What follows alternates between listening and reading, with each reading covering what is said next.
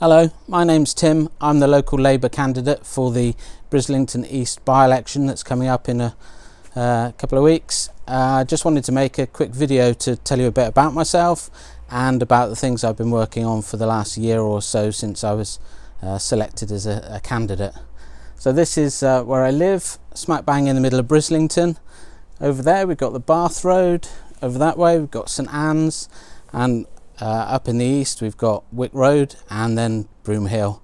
So one of the things I love about living in Brislington is you're never far from green spaces, and even here in my garden in the summertime it's lovely. You've got birds singing, but also we've got resident hedgehogs. This is my Christmas present, which is a hedgehog house. They come and go.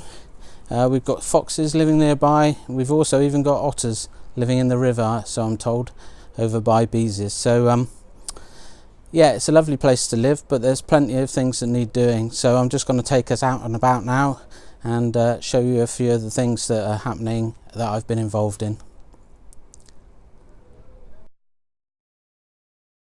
So people have been talking about bringing back a railway station at St Anne's for a good 10 years now at least, but it is finally on the radar for the Metro West project. It probably is a good 5 to 10 years away, but what we need to do is make sure that it stays on that radar and that the proposals get developed so that it eventually gets built. Over there, Temple Meads, it's probably a 2-minute ride by train from here, but if you want to get a bus from this part of St Anne's, you're going to be at least 15-20 minute walk to the nearest bus station that will take you into Temple Meads. So that really is a ridiculous situation. One of the main objections the Network Rail have to putting a station here is that it will clog up the line, so small trains stopping here will prevent the fast trains from coming through on what is a very busy line. So one of the ideas that really needs to be explored is putting the station down here underneath the Langton Road Bridge instead of where it used to be up there on Newbridge Road.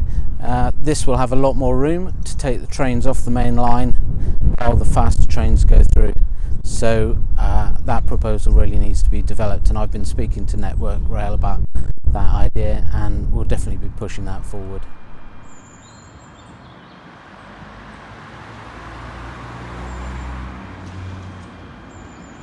So we've come just down the hill now to Netham Lock, which is just on the edge of St Anne's, and I'm down here for two reasons. As I said earlier about the railway, it's very difficult to get from this part of town into Temple Meads or the centre by public transport. There is a bus that runs up the hill there into Lawrence Hill and into the centre that way, the famous 36, but that can take you 40 minutes in the morning to get to the centre, and you're still nowhere near the Temple Meads area. So one of the things I've been working on with Greater Brislington together is to bring a ferry along the canal here to Netham Lock and run a commuter service in the morning and back in the afternoon. We're going to have a trial run in April to see how that goes. We did run a survey through Greater Brislington together to see how many people were interested in that. Got a lot of interest, so I'm really hoping that this is something that could take off and we could have a regular commuter service into Temple Meads from here.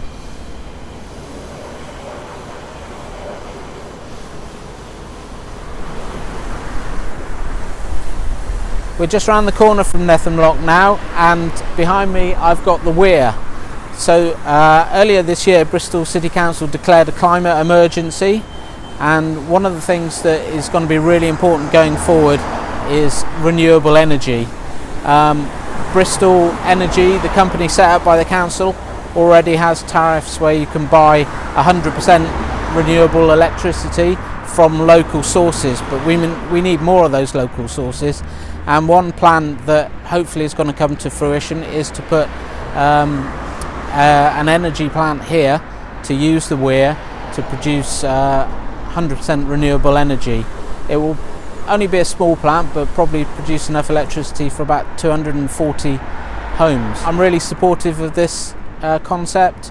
A lot of it has been done through raising money locally from people, but I'm also talking to the council about working with the people who are setting this plant up to make sure that it can go ahead.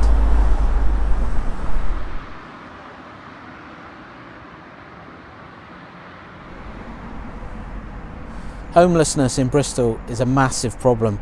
We've got over 500 families who are living in temporary accommodation and over 12,000 people on the council's waiting list. But there are also an awful lot of rough sleepers on the streets. Everybody's seen the increase in rough sleeping over the last 10 years. It is, just shot up.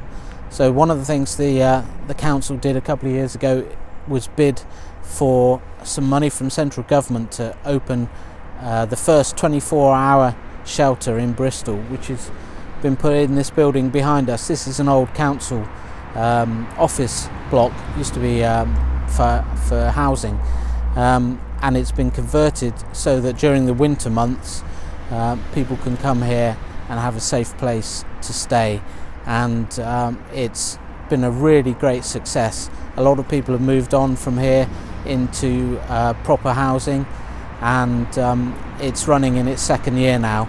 One of the problems is that you have to apply for the money from the government. The government isn't just giving this money out to people, so there's a bidding process. The council managed to bid for 2 years funding, but we don't know what will happen when that comes to an end in April this year. There is a consultation that's going to take place in January to do with the future of this building and whether or not it can continue in some form as a homeless shelter, or whether possibly it might be completely redeveloped.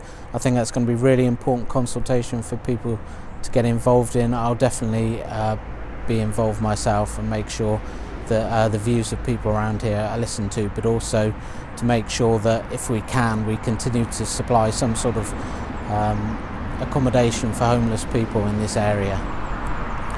As well as the homeless shelter here, the top couple of stories of this building have been used for community use. That was part of the deal that was struck when the shelter was set up. There were some issues initially. The lifts didn't work in the building, there was asbestos in the windows, but the mayor got involved personally and got those sorted out, and this building has been used quite a lot for community meetings and stuff. So when the current funding comes to an end in April, it won't necessarily just be the homeless shelter that would have to stop, it could also be the community facilities.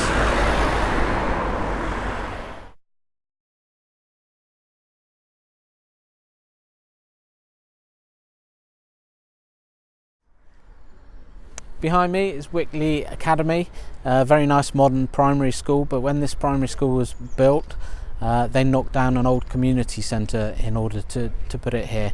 It was promised at the time that the community centre would be replaced, or at least that they could use the school for community events, but the capacity really isn't there. So something that's really high on my list of priorities for Brislington is to get a new community centre, whether that's another council-owned building that can be repurposed, or whether it's built as part of new development. That's yet to be seen, but that is something that I'll really be pushing for. Young people especially have very little that they can go out and do of an evening in Brislington. We really need to find somewhere that can host events that they can go along to.